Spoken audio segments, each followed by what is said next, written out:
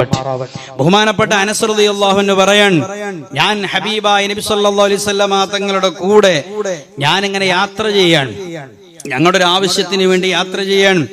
അങ്ങനെ ചെയ്തപ്പോ ഫറഅയ്നാ ത്വയ്റൻ, ഞങ്ങളൊരു പക്ഷിയെ കണ്ടു. എന്താണ് ആ പക്ഷി ചെയ്യുന്നത്? വലിയ ശബ്ദമിടുകയാണ്. ആ പക്ഷി ഇങ്ങനെ കിടന്ന് ചിലക്കാൻ. മഹാനായ റസൂലുള്ളാഹി സ്വല്ലല്ലാഹു അലൈഹി വസല്ലം എന്നോട് ചോദിച്ചു, അതദ്രി മാ യഖൂലു ഹാദ ത്വയ്റു യാ അനസ്, ഓ അനസേ, ആ പക്ഷി പറയുന്നത് എന്താണെന്ന് നിനക്ക് മനസ്സിലായോ? മഹാനായ അനസ് തങ്ങൾ പറഞ്ഞു, ഇല്ല നബിയെ, എനിക്കൊന്നും മനസ്സിലായില്ല.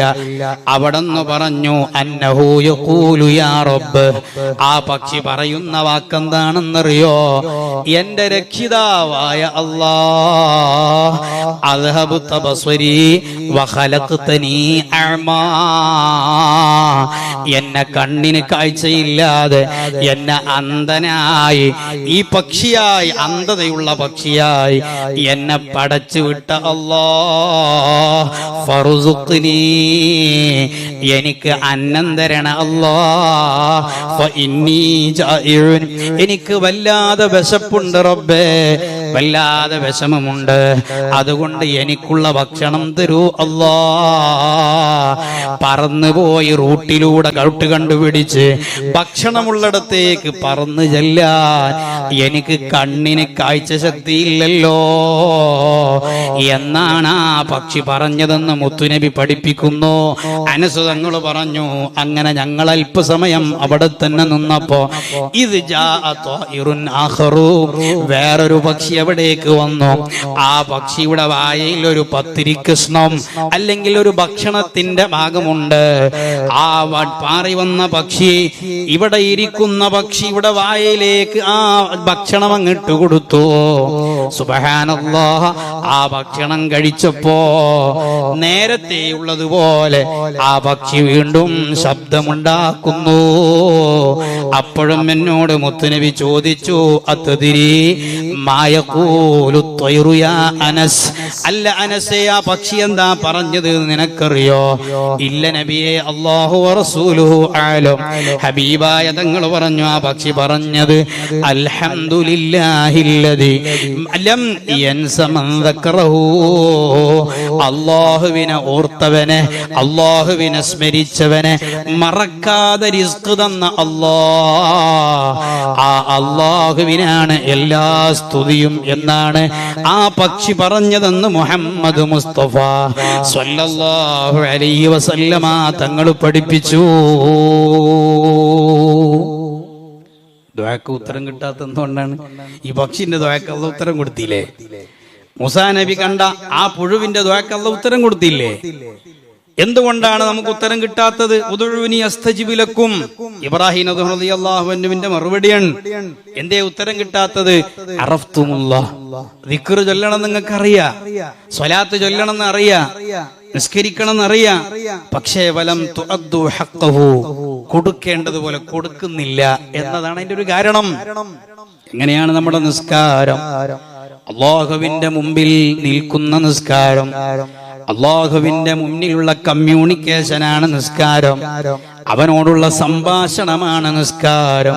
ഹബീബായ തങ്ങൾ പഠിപ്പിച്ചു, അല്ലാഹു നിന്നെ കാണുന്നുണ്ടെന്ന ബോധത്തോടെ, നിനക്കല്ലാഹനെ കാണാൻ കഴിയുന്നില്ലെങ്കിലും അല്ലാഹു നിന്നെ കണ്ടുകൊണ്ടിരിക്കുന്നു എന്ന ചിന്തയോടെ നീ ളുഹർ നിസ്കരിച്ചാൽ, ആ ചിന്തയോടെ നീ മഗ്രിബ് നിസ്കരിച്ചാൽ, ആ ചിന്തയോടെ നീ ഇശാ നിർവഹിച്ചാൽ,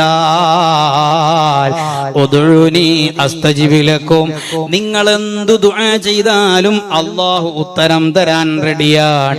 പക്ഷേ അവന് നൽകേണ്ട ഹക്കുകൾ നിങ്ങൾ നൽകുന്നില്ല. വജ്ജഹ്തു ഓതാൻ നമുക്ക് സമയമില്ല. ഫാത്തിഹ അത് ഒറ്റ ശ്വാസത്തിൽ ഓതാനേ നമുക്ക് നേരമുള്ളൂ. സൂറത്ത് പിന്നെ സുന്നത്തല്ലേ ഉള്ളൂ, അതുകൊണ്ട് നമ്മളത് ഓതലില്ല. ഓതണോലെ നിങ്ങളെ പറ്റിയല്ല കേട്ടോ പറഞ്ഞത്, എന്റെ കാര്യ പറഞ്ഞത്. അതുകൊണ്ട് സൂറത്ത് ഓതലില്ല. പിന്നെ സുബ്ഹാനല്ലാഹി സുബ്ഹാന റബ്ബിയൽ അഅല വബിഹംദിഹി സുബ്ഹാന റബ്ബിയൽ അദീം വബിഹംദിഹി. ഈ ദിക്ർ അങ്ങനെയാണ് ചൊല്ലേണ്ടത്. അതും അതിന്റെ കൃത്യമായ മഖ്റജോടെ, അല്ലെങ്കിൽ അതിന്റെ അക്ഷരങ്ങൾ വെളിവാക്കി ചൊല്ലാൻ നമുക്ക് നേരല്ല. സുബ്ഹാന റബ്ബിൽ അലം, സുബ്ഹാന റബ്ബിൽ അലം, സുബ്ഹാന റബ്ബിൽ അലം, ഇതാണ് നമ്മളെ ദിക്ർ. പിന്നെ എങ്ങനെ നമ്മൾ അള്ളാഹുവിന്റെ ഹക്ക് വീട്ടി എന്ന് പറയാ? നിസ്കരിച്ചിട്ടുണ്ട്, ആ നിസ്കാരം അല്ലാഹ് കബൂൽ ചെയ്യണ്ടേ? നിസ്കാരം അല്ലാഹ് കബൂലാക്കണ്ടേ? അല്ലാഹു തആലക്ക് കൊടുക്കേണ്ട രൂപത്തിൽ കൊടുക്കണം. മസ്തതഅത്തും, കഴിയുന്ന രൂപത്തിൽ നമ്മൾ നന്നാക്കാൻ ശ്രമിക്കണം. സമയം കണ്ടെത്തണം. ഇത് കൃത്യമായി ചൊല്ലണം. 2 സുജൂദിന്റെ ഇടയിൽ ഒരു ഇരുത്തമുണ്ട്. അത് ഖസീറായ റുക്കിനാണ്, ചെറിയ റുക്കിനാണ്. അവിടെ കൂടുതൽ സമയം ചെലവഴിക്കാൻ പാടില്ലാത്ത റുക്കിനാണ്. പക്ഷേ ചെറിയ ഇരുത്തമാണെങ്കിലും അത് ഒരു 1.5 ഇരുത്തമല്ലേ? ആ ചെറിയ ഇരുത്തത്തിൽ നമ്മൾ ചൊല്ലേണ്ട ദിക്റെന്താണ്? 7 ദുആയാണ് ആ ഇരുത്തത്തിലുള്ളത്.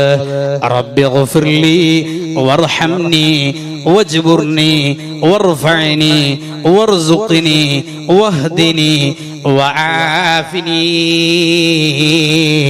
അല്ലാഹ് എന്റെ ദോഷം നീ പുറത്തു തരണേ, എനിക്ക് ആവശ്യമായ റിസ്ക് തരണേ, എനിക്ക് ആഫിയത്ത്, ആരോഗ്യമുള്ള ദീർഘായുസ് തരണേ. ഒരുപാട് പ്രശ്നങ്ങളുണ്ട്, ഒരുപാട് വിഷമങ്ങളുണ്ട്, ഒരുപാട് ടെൻഷനുണ്ട്, ഒരുപാട് രോഗങ്ങളുണ്ട്, ജോലികളിൽ തടസ്സങ്ങളുണ്ട്. അതൊക്കെ നീ പരിഹരിക്കണേ എന്ന് ദുന്യവിയും മുഖറവിയുമായ നമുക്ക് ആവശ്യമായ എല്ലാ ആവശ്യങ്ങളും പറഞ്ഞുകൊണ്ടുള്ള 7 ദുആയാണ്. 2 സുജൂദിന്റെ ഇടയിലുള്ള ഇരുത്തത്തിലുള്ള ദുആ. പക്ഷേ അതൊന്ന് മനസ്സറിഞ്ഞു ചൊല്ലാൻ, ആ ഒരു ചെറിയ ഇരുത്തത്തിൽ ഒന്ന് മനസ്സറിഞ്ഞു ചൊല്ലാൻ നമുക്ക് സമയമില്ലാതെ 2ാമത്തെ സുജൂദിലേക്ക് പോകുന്നവരാണോ? അറഫ്തുമുല്ലാഹ്, റബ്ബിന്റെ മുമ്പിലാണ് നിസ്കരിക്കുന്നതെന്ന് നിങ്ങൾക്കറിയാം. വലം തുഅദ്ദൂ ഹഖ്ഖഹു, ആ റബ്ബിന്റെ മുന്നിൽ നിന്നുകൊണ്ട് കൊടുക്കേണ്ടതുപോലെ കൊടുക്കാൻ നിങ്ങൾ തയ്യാറില്ല. അങ്ങനെ ഓരോന്നും ഖുർആൻ ഓതുമ്പോൾ അങ്ങനെ തന്നെയാണ്. ഖുർആൻ ഓതുമ്പോഴും അതിന്റെ നിയമം പാലിച്ചു ഓതണ്ടേ? നബി തങ്ങൾ പറഞ്ഞു, റുബ്ബ ഖാരീൻ, എത്രയെത്ര ഓത്തുകാരാണ്. സുബ്ഹാനല്ലാഹ്, ധാരാളം ഖത്ത് മുതിർത്തവർ. അല്ലാഹു നമുക്ക് ഖുർആനുമായി ബന്ധപ്പെടാൻ അല്ലാഹു വലിയ ഭാഗ്യം തരട്ടെ. ഇഖ്റഉൽ ഖുർആൻ, നിങ്ങൾ പറ്റുന്ന സമയങ്ങളിലൊക്കെ ഖുർആൻ ഓദിക്കോ. ഫഇന്നഹു യജീഉ യൗമൽ ഖിയാമത്തി ശഫീഅൻ ലി അസ്ഹാബിഹി.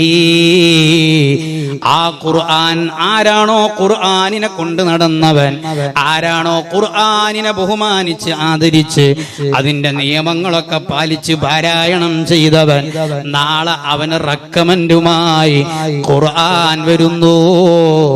അല്ലാഹ് സാധുക്കളായ ഞങ്ങളെ ആ കൂട്ടത്തിൽ നീ പെടുത്തി തരണം അല്ലാഹ്.